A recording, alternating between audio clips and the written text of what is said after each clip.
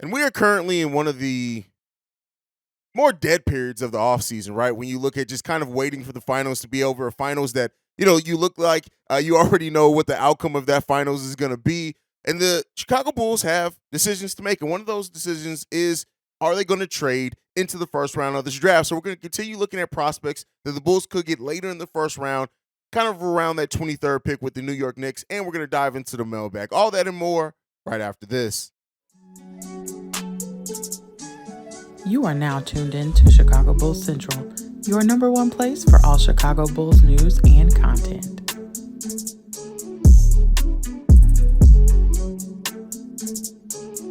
What's going on, Bulls fans? Welcome to another episode of Chicago Bulls Central, your number one spot for everything Chicago Bulls related. I'm the host here, Haize. You can follow me right off the top at CEO Haize on every social media platform that I am on. I want you to find me at. You can also follow the show at Bull Central Pod on every social media platform. But let's go ahead and get into it, right? So you guys know I've been covering draft prospects that could be around that number 23 area later in the first round. They could provide either the upside or the immediate kind of impact that the Bulls need right away, right? So we've gone, in the last time we covered it, I took a day off. We covered Dariq Whitehead, right, who comes in, still has some potential, has huge upside, but would be able to come in and possibly be the Chicago Bulls' best three-point shooter right after being drafted. Well, today we're going flip side of that. We are going nothing but potential, right? And today I'm going to talk about Noah Clowney. Now, this is a 6'10", 210 power forward out of Alabama with a 7'2" wingspan, so has that wingspan ratio that our GM AK likes. But more importantly, this guy is a modern-day forward. You can see him playing kind of either position, maybe even some small ball five, depending on how his body develops at the next level for the Chicago Bulls. But Noah Clowney presents a player that, much like his teammate in Brandon Miller, almost offers all the same upside, but he has some defensive limitations, stuff like that. You didn't get to see a lot of them. Noah Clowney, to me, represents some of the best potential you can get at this point in the draft. Now, one of the things is we don't know if AK and Eversley are going to be quite willing to go high upside again. When you look at Patrick Williams, Dalen Terry, they both drafted players that were kind of, had huge upside, but were extremely raw. Noah Clowney is raw as well, not as raw as I think of a Dalen Terry, right? He needs to fill out his body some, absolutely. That thin frame is going to get him caught in positions, sometimes bad defensively, but when you look at him, he projects to be the next modern forward. He can do some ball handling. He can dribble. He can shoot the three. He's stretched a threat to stretch the floor for sure. Now, he needs to get a little bit stronger in his three-point shooting because he's seen and fix that shot. There's some raw mechanics there that look pretty good for him, but overall, he's shown an ability on offense and defense to be a distributor on that defensive side of the ball, to guard multiple positions as well, is what you kind of want from your modern-day forwards at this point in time. And also, he has enough of a quick release where he's going to get his shot up off of larger defenders as well. Has developed a pretty nice step back as well. Like I said, really raw, but and is a threat to be a three-level scorer at some point. But again, even his scoring potential that he's shown so far is still a little raw on that shot mechanics and things like that. But he has all the tools that you look for defensively. He can switch on to some guards, which is amazing when you look at his size and that length and things like that. He runs the floor great in transition, right? So if you end up going younger, having a team like I want to see the Bulls get to, especially off the bench, be more of a in transition team. He's in that transition game as well. So defensively, he's pretty good of a defensive rebounder. Needs to work on the offensive boards a little bit. And the shot blocking potential is there, but he hasn't quite done that at a high level as well. He's really relying on his athleticism thus far and his length to kind of bail him out when he gets in bad situations defensively. I don't necessarily look at that as a negative, though. Like, he's using his skill set to kind of overcome some of his shortcomings. I think with some basketball IQ, being in the game a little bit in that NBA level, he can get there enough quickness on switches to where he's not really a huge liability there. Noah Clowney, to me, would represent a player that you can actually groom into being a long-term 4 or 5 at the next level. One of the things that I said is that with giving Nikola Vucevic potentially a 3-year deal, the Chicago Bulls could look at grooming their next center. And while Noah Clowney right now I think will project to be more of a power forward than a center, you can see everything with his frame, his body. If he fills out well enough, he can be a center and a ball handling one on top of that. So Noah Clowney's a player that I really like if the Bulls do trade into the latter half of the first round, and I would hope that they would definitely take a look at. But all right, let's go ahead and get off of that. It's Saturday, so you know what that means. It's Mailbag Day. The first mailbag that we have, this one's from Big O. What's going on, Haize? It's your boy Big O calling in yet again. I know I called, got previous call in expressing my frustrations about the Bulls really not going anywhere. But I woke up a little bit optimistic today. I'm in a good mood. So, we know that the Bulls not going anywhere. I mean, there's no move out there. Like, there's no move the Bulls can make this summer that's going to make the Bulls that much better. Unless somebody in the Bulls organization somewhere rubbing the genie bottle, getting some type of look, some guy. But you move Zach, you're going to be worse.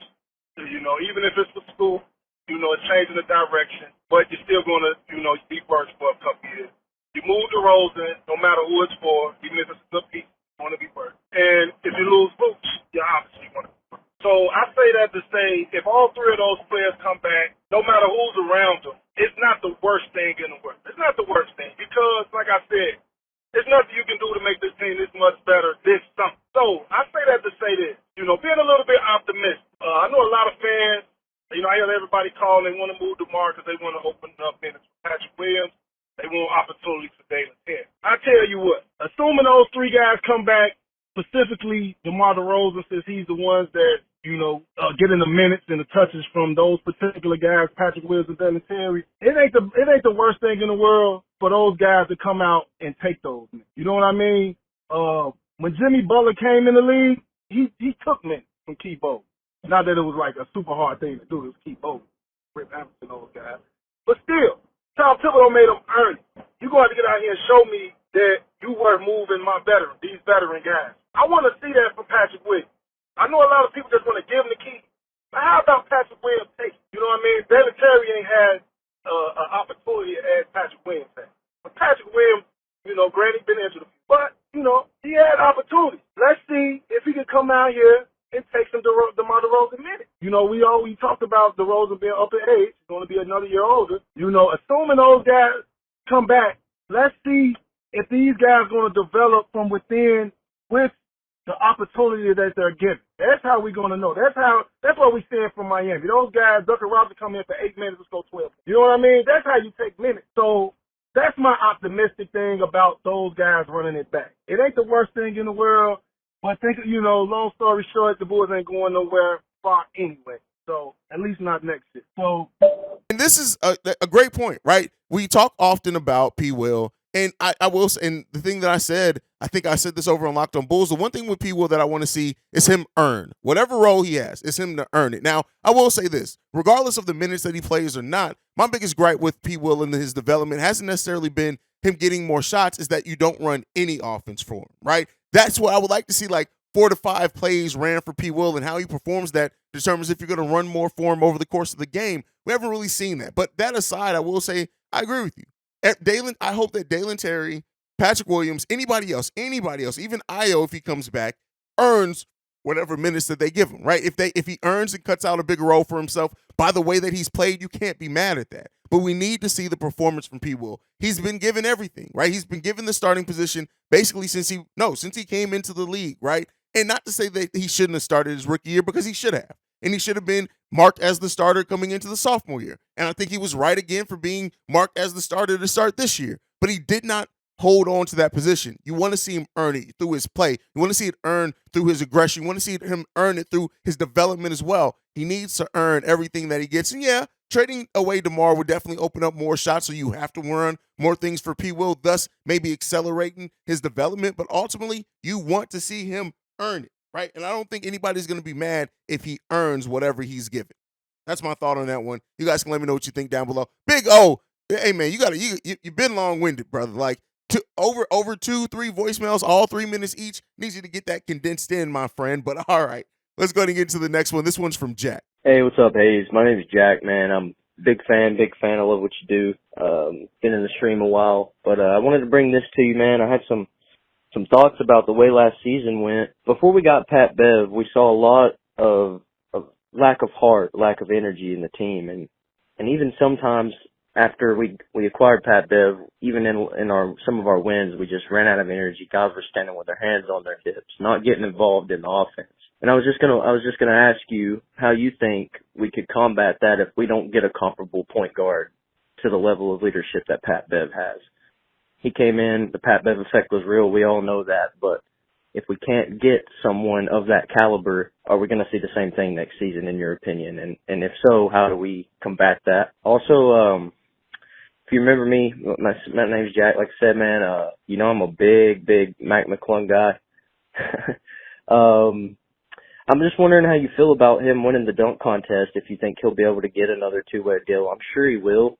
The 76ers, they seem like they only put him on that two-way deal they did because he was put in the dunk contest. But just let me know what you think, man. I mean, he played 31 games for the Delaware Bluecoats, which they also won the G League championship. Averaged almost 20 points a game, 54% field goal average. He did have some turnover problems, stuff like that. But, just wondering what your take is on that. He can definitely be an effective player if used correctly. Thanks, man. Bye. How do the Bulls overcome the lack of leadership? Here's what I'll say with this, Jack, is that it's hard, right? When you don't have a leader on the court, it's easy to think, oh, well, this player could develop into that. Leadership is one of the biggest things that the Bulls need. Now, one could say, even when the Bulls had Lonzo, we kind of lacked leadership, right? But we were winning games, and that is through execution. So if you do overcome the lack of leadership, everybody has to buy in and execute their specific roles extremely well. Now, we saw Pat Bev come in and help players settle more into those natural roles that needed to be done, and him to be able to say, no, I need you to do this, and stand up to even the start level players, right? But if you don't have that vocal leader, the one way you can come over it is trusting your execution, right, of your game plan. And, we have some issues with Billy Donovan and his game plan and overall, especially adjustments. But if we're going to overcome, if we don't go out this offseason and get the leader that we need, it's going to have to our growth is going to have to come from executing the system very well as a team, right? And still having solid point guard play, but you may not find your point guard and your vocal rah-rah leader that you may not find that all in one person again. So, the Bulls are going to have to dig in and ask themselves, what do they want to be, right? Do they want to keep being this embarrassment and disappointment for even their standards, right? Do they want to keep being that? And if they answer that question with a no and then play with the pride necessary, then you just never know. But it's going to be tough without leadership because this team needs a leader. It just needs one. As far as Mac McClung, he'll definitely get another two-way contract. Mac McClung is going to get contracts for a while. Mac is going to be one of those players that everybody talks about. Oh, you think this is going to be the year he gets his deal? Do you think this is going to be the year he can crack an NBA rotation? If only he just got a couple of minutes. Like, he's going to be there for a couple of years. That's just how that kind of works out. And he still has some potential there. I do think that there is some development and refinement you could do for some of his game where he would make sense for some of these teams, especially as a in transition change of pace guard. But it's going to be a while for Mac. And he, like I said, I don't think Mac is an NBA level talent right now, but damn, does he have just an amazing skill and ability to dunk the ball and get out in transition if you watch some of his G League games. So he'll definitely be around the G League for a while. I just don't know when or if that NBA breakthrough is coming for him. All right, let's get into this next one. This one's from Jose. Hey, what's good, Haize? This is Jose from Puerto Rico. Giving you a shout out. Really appreciate all the content you put out. At least from all the content that I've seen of Chicago Bulls, you're probably the most spot on. And I really appreciate that. Showing you some love. My voicemail is because I see how sometimes I think we rush too quickly into getting managers or GMs fired because, from what we perceive, they're not doing their job. And I think AK is falling into that category where now Chicago Bulls fans are kind of getting upset because we're not, for lack of a better term, we're not performing the way we should with the team we have. But we have to put this into context also. AK was in Denver for about 13 years, building a team that now we see in the NBA Finals. And I'm pretty sure it wasn't easy for them building this team, but we can understand now why AK bet on continuity because that's what he was doing in Denver. And like I said, he was there for 13 years. He didn't get to see the fruits of his labor, but we get to see, everything that he was trying to build. I mean, he drafted Jokic, and PJ Murray, and most of the guys on that team. And now we see what continuity does. And no, I'm not saying that the Chicago Bulls have to wait another 10 years to at least get to the playoffs. But what I am saying is that we have to be a little bit more lenient and, give AK and his staff some time to really build a contender. Not for the short term, but for the long term. To be contender for years. And like I said, we see example of what Denver's doing right now. They've been going to the playoffs for years, but now they reach, the finals after 10 years. So, what I'm trying to say is let's give AK and his staff some time to, build something properly. And then, we'll see what happens. This year, I'm hoping that the Bulls are going to be more competitive. They were a real disappointment last year. We were expecting a lot from them, but we have to understand too, the injury to Lonzo Ball was a huge hit for the Bulls, and they spent the majority of the season trying to get a point guard that was. First up, Jose, thanks for the love, man. We're going to keep giving that daily content. That's what we do here. But as far as building a championship team, it takes time, right? And to your point, took them 13 seasons to get here. And ultimately, at the end of the day, anybody who thought that that AK was going to come in and make the Bulls a championship contender in 3 years was fooling themselves. It just, not to say that it can't happen, it just doesn't happen often in the NBA. Now, I think one thing that a lot of fans are upset about isn't the fact of not being a championship team, it's the regression we've seen from the team, right? You got to look at it. We started off last season after making those acquisitions. We were rocking and rolling the first 30, 35 games of the season. Then we went on to win 8 of the last 33 games of that season. And then we came into this season disappointing. And then, while we went 14-9 to end the season, there still was just a lot of disappointment. I think if we got to a place to where you can understand a certain level of effort from this team, but we just haven't seen that. We haven't seen a sustained level of success. And that is why you see so many fans in a place where they are just confused, upset, angry at this team. All those things apply. So, those are things that you want to look at with this team. It's going to take time. Yes, we live in a microwave society where everybody wants everything right away. But the regression definitely hurts as well, right? And you got to understand why the regression happened, right? We have a $20 million player who, while he was on the court for us, was everything that we needed, that we got 33 games out of, right? He has not been there. So when we talk about what AK built, we also need to realize that part of what AK did build worked.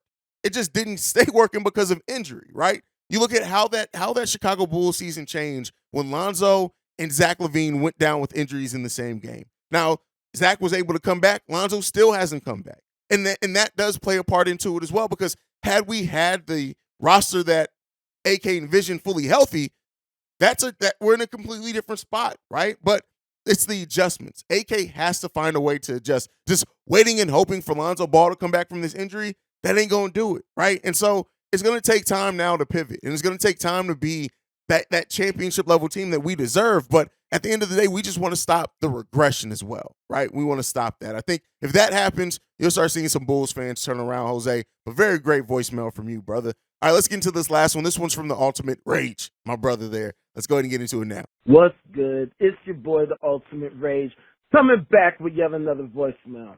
So check it out, my dude. I'm watching your latest video, and I still haven't gotten through the whole thing yet. But in listening to what you had to say about, re-signing Vooch and potential targets if Vooch didn't re-sign, it sparked a thought in me, So obviously we're currently in the midst of the NBA Finals. Game 2 is tonight. The freaking Nuggets against the Heat, and it got me thinking. We've talked so much about how we need a passer, how we need a point guard, and considering how much you love, to talk about Vooch's passing ability, why don't we use Vooch as a point center potentially? I mean, this dude is an all-star caliber center. He's one of the top centers in the league, and as you correctly know, he's a great passer. So why don't we run the offense through Vooch? Why don't we have him bringing it up, making the decisions? We always talk about how we need somebody to set up Zach and set up everybody else, and that the chemistry went bad once we lost Lonzo. So why don't we put the ball in Vooch's hands if, he does resign with us and see what he can do. You know what I mean? Like, it's not like we need a superstar point guard or anything like that. We just need a point guard that can utilize basic point guard duties, that they can actually, do the things like setting up Zach and getting the ball to him and all that type of stuff. We've seen Zach with the butterfingers and all that type of stuff. Maybe we should put the ball in Vooch's hands and run the offense through him and let him do the passing and all that type of stuff. So, just a thought, you know what I'm saying? I'm going to get back to watching the rest of your videos. By the way, love the new logo. I'm just not peeping that right now. I didn't even just see that, but dope. Anyway, keep doing your thing, my dude. Once again, love what you're doing. Keep it up. You've been grinding every day, and I love it. So keep doing your thing. Holla at your boy. Peace out. Let me know what you think. Great. And I know Rage actually said that he left this before finishing that episode where we talked about this a little bit. But I will say this, right?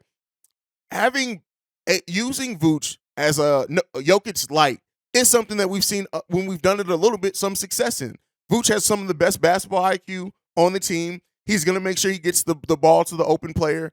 But it just takes – Billy Donovan is a superstar-reliant coach. He's going to rely heavily on what the skill set of his superstars are, right? And right now that's looked at as Zach LaVine and DeMar DeRozan. And unfortunately, that's left Vooch and taken away a lot of his game. I do think, especially if the Bulls end up putting Kobe as the starting point guard, if you can look and try to run a version, because nothing copycats one for one, a version of Denver's system here, I think that would work then. I think you want to utilize his Vooch ball handling ability a little bit more going into next season if you don't get that point guard that you need. If it ends up being Kobe, you want to do that, right? You want to implement that type of system because it gets everyone open. I think it would play to a lot of players' skill sets on this roster, and it makes it a little bit harder to defend, right? When you have to make sure that when your center's the one running your offense, it's such a unique thing that defenses still take a time to adjust to it, right? And then if your players are also hitting their shots while your center's the one initiating your offense, it makes things look a lot more seamless. Now, I don't think that we have the skill set to run it as much as Denver does, but I would like to see those sets ran a little bit more for the Chicago Bulls. I won't lie. I would love to see that a little bit more because I think that while it doesn't unlock everything that a point guard would unlock on this team, it unlocks a lot of it, right? And it takes the ball out of a couple players' hands. It puts the ball more in the players' hands that has the better basketball IQ, and you can eliminate some of those mistakes that Zach makes down the stretch. So that's kind of my thought on that one. You guys can let me know what you think, but that's it for today's daily episode of Chicago Bulls Central. Make sure you're following the show at Bull Central Pod. You can send us any feedback, questions, comments, concerns, bullcentralpod@gmail.com. Lastly, if you want to leave a text message and our voicemail, the number to do so, 773-270-2799. We are the number one spot for everything Chicago Bulls related because of you guys. And like I like to end every episode on, go Bulls. See red if you can, y'all. Peace. This has been a presentation of the Breaks Media.